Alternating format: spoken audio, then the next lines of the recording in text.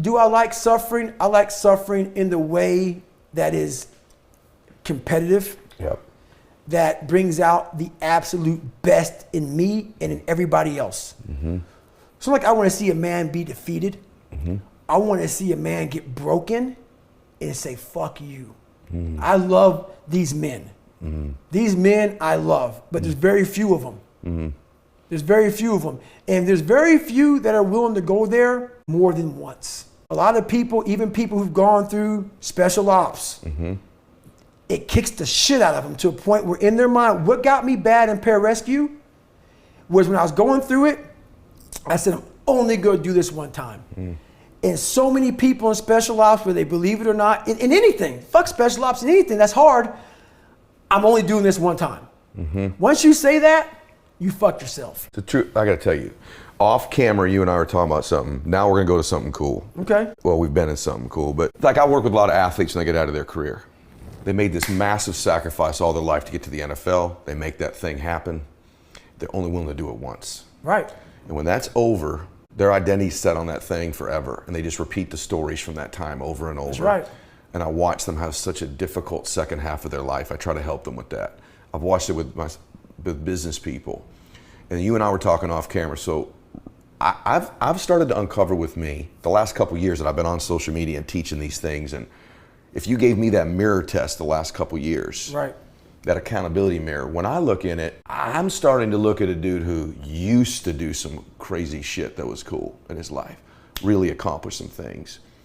And all these accolades, people follow you, they listen to you, they think you're something special. You have that, I have that. Clearly the differences in our lives are too vast to even measure what you've achieved. The things you've overcome are completely different than mine. But I'm starting to realize something about myself that I want to give the audience a gift of, and I want you to talk about it. You know what? I've just accepted. I'm only going to be happy when I'm grinding for something. That's right. I'm only going to be happy when I'm growing. I don't want to talk about stuff I used to do. Mm-hmm. I want to do something great with my life. I don't know that I can get to the mental level you have, but I think everybody here needs to know something. If you just think you're going to do something temporarily once, man, you're going to be unhappy when it's over. That's right. How about you right now? When you look in the mirror right now, so Goggins looks in the accounting mirror today, mm-hmm. What does he see and what are your thoughts about that? So, same with you. Mm-hmm. What happened with me was like, so who I was this nobody guy. Mm-hmm. And I created this Goggins. Mm-hmm. And that Goggins, there's David Goggins and there's Goggins. David Goggins is a calm, cool guy that sits back. Used to be a, weak kid. Mm-hmm. Now he's just a normal guy. Mm-hmm. Goggins is a guy that is willing to tape up his legs to go after it. Mm-hmm. In that book, you read about David Goggins and also Goggins. What I realized in my life is that Goggins is who I love. Goggins is who I created. Mm-hmm. My dad created David Goggins. I created Goggins. Mm-hmm. So what's happened with me, and since Can't Hurt Me came out, and since I got on social media, which is why I fucking don't like social media, which is why I'm not on there very much, which is why I give people one time, I have to do me. I have to do me.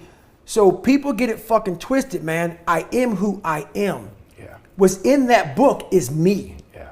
So now what they see is this guy who's trying to get people to get off their fucking ass. Mm-hmm.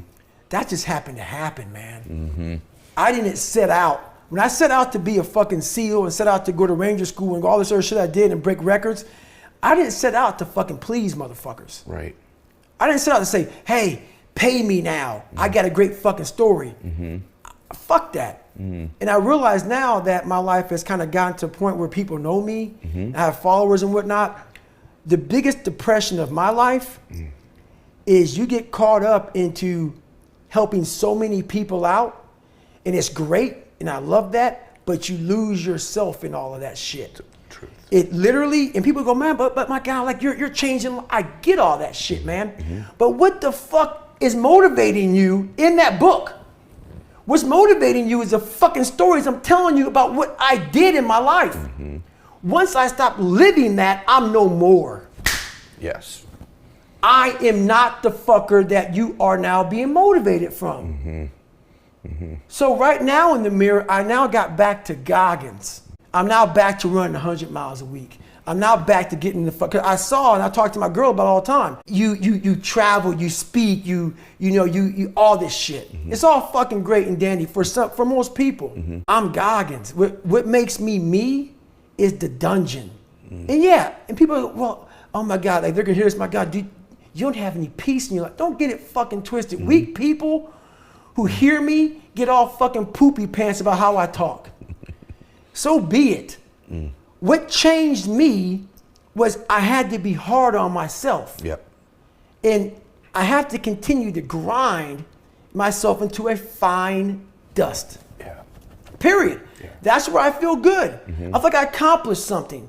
If things come easy, it's not fun. I must fail at something repeatedly. It has to haunt me. And then once I complete it, I feel like I accomplished something. I don't want to set out and say, oh, there's an A. We're good. It's fucking stupid. No, I want to turn it in a million times and say you failed. You failed. And I say, okay, roger that. And sit there and analyze what I'm doing wrong. Go to these places that people don't go to anymore because all this fucking social media shit and everything's computerized. I want to go to that dark place in my mind and say, okay, how are we going to get this done? I think the right people are happy when they're challenged by something. Like when they're pursuing something, when they're challenged, like when they're not where they could be. When they're not who they could be. And you and I were talking about this off camera. It's like, I just want everybody to understand this. This is from two people who are sort of in this space. We love helping people. We love making a difference. But what makes us make a difference is the pursuit of who we've been becoming, these challenges, you and all the different ways you have, and me and my way, and millions of people in their way too. Like, I don't want people to think, I just want to get to a place and cool it. Because you get to that place and cool it, I think you're going to be miserable. You've got to still find somewhere. And I want to kind of go in your head a little bit because I've not lived this and very few people have lived this. I want to take you back there for a minute. And then at the end, I'm going to ask you what that thing looks like next for you. Okay. But so this whole thing that you did, you get out, I can't cover the whole military thing because I want them to read the book, right? But then you're like, hey, you really never done any of this before, but this is sort of the formula of what we're talking about. Then the military thing ends.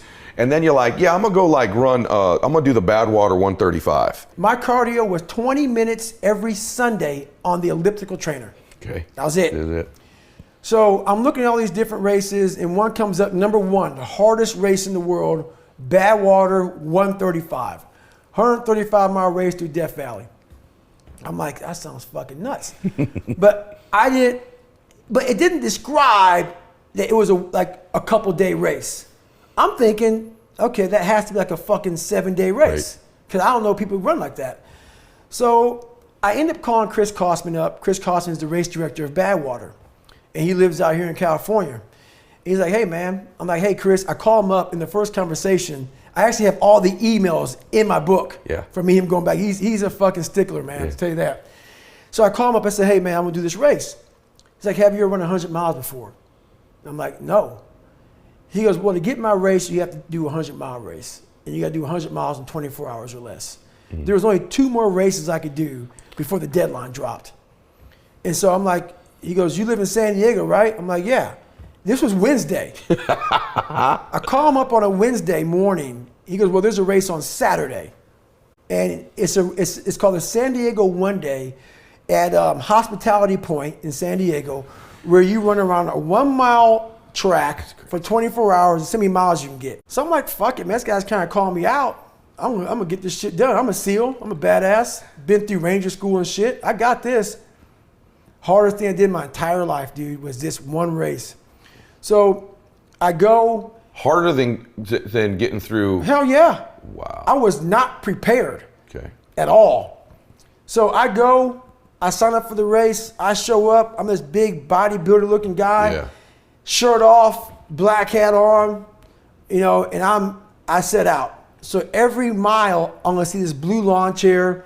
I had Ritz crackers and Mileplex. That was my fucking nutrition, man. No water, no nothing. Just Mileplex. No water? No, Mileplex, dude. Come on. I fucking, I never drink water on runs and shit. I fucking didn't know about all this shit. So I go out there and I'm running. I get through 50 miles. I'm gonna cut to the chase because I detail it really well in the book. I get going. I sit down at mile 70, and buddy, I hadn't sat down yet. I sit down and everything falls the fuck apart. Literally, man, I'm like peeing blood down my leg. I have some crap coming out of me, and I got 30 fucking miles to go. And I'm in the worst shape of my entire life. And so I won't get too deep into it, man, but I end up going back through my cookie jar, and I talk about, you know, my cookie jar is basically something I invented about.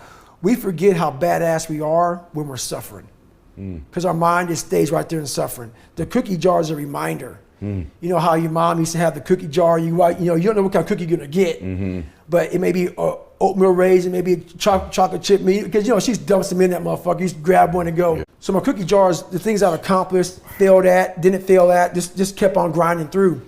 So I take this 1 second, I calm down, so I realize, okay, man, I gotta be able to just stand up first, come all dizzy and lightheaded, and I go through this process. And I said, I might quit, but not yet. I go, this is the worst shape of my life. So I said I might quit, because when you're not gonna quit something, you got 30 miles to go, your mind's spazzing. Like, I'm fucked up. Like 30 miles is a long way to go, just fresh. I've already gone 70, I'm in the worst shape of my life. I'm like, okay, so I'm giving my mind some space. Because if you don't give it space, it's just gonna freak out. Okay. So I'm saying, you know what, I'm gonna quit, but let me just sit here for a second and drink some water. Now I'm drinking water. I have my crew going over to get some fucking, nutrition, some food for me. I'm getting better. So now I stand up, like, wow, I'm able to stand up now, because I wasn't able to. I was all lightheaded. And I'm going on this track, and I get to mile 81, and I wasn't going to make the time. I was moving slow. You're behind time. Way behind. Okay. And this is the craziest thing in the world, and I fucking shit you not. I'm in the worst shape of my entire life, ever. I've never even been close to this. Again, never. Mile 81, I'm not going to make the time, as slow as I was moving. And when your body and mind connect, and I think this is the only time I've ever done this, you become a cyborg. I end up running 20 miles at about a 10, 15 mile and get done with that race. I did 101 miles in 19 hours and 6 minutes. And to this day, and I don't detail it well with you, but in the book I do, I learned more from that 19 hours and 6 minutes than I did in all 3 Hell Weeks, Ranger School, and this is months. Ranger School is 60-something days. Hell Week and all the buds is 6 months. I was in buds for like 18 months. I went through Delta Force selection twice, pull-up records. I learned more in that one race that I wasn't prepared for. That 19 hours brought me from utter misery, happiness, failure, success, depression. I went through every fucking emotion in the world in 19 hours. And you should hear how the race ended. Then I really took a shit on myself. Like, I got in that blue chair when the race ended, and I literally, it just was over. I was in the worst shape of my life. I got in the tub, and they put the shower, or she put the shower on me. The showers hit me as I'm laying in the tub in the fetal position. And what came out of me looked like dirt as I'm peeing. It's not even blood. This is dark brown dirt. And I'm sitting there, and she calls my mom, and my mom has a doctor friend over her house. And this guy's one of the best doctors in the country. And he's like, you need to get him to the doctor now. So what I'm about to tell you is gonna fuck you up. So I'm sitting there, and I think I'm gonna die. And worst shape of my life. And I'm in this tub, and I'm jackhammering, and I have this hot water hitting me, and I'm literally in the worst pain. My shins, my feet, I'm broken. And I'm just sitting, I'm cramping up. And she said, we gotta get you to the doctor. Your mom's worried, I'm worried about, we've never seen this before in my life. And I go, I'm not going anywhere. I wanna sit here and enjoy this pain. And I know the listeners hearing this are gonna say, man, you're a fucking nut. No, I'm not. What I got a chance to experience in that 19 hours and 6 minutes of my life was something I didn't want any painkillers. This was proof positive. What I was feeling is what I just did. I did something without training, without coaching, without a cheering staff, without any knowledge. I took a raw human being with no training whatsoever, put him out in a condition, and just through this alone, got through it. Amazing. And I sat there and I was like, it was the best feeling I've ever had and will ever have in my entire, I was in the worst pain in my life. And it was the best feeling I ever had in my life. Not because of the pain I was in, but the pain was confirmation of, my God, did I just do that? Wow. And I had completed hell weeks. But that right there was like, don't take this from me. Man. And it was confirmation, proof positive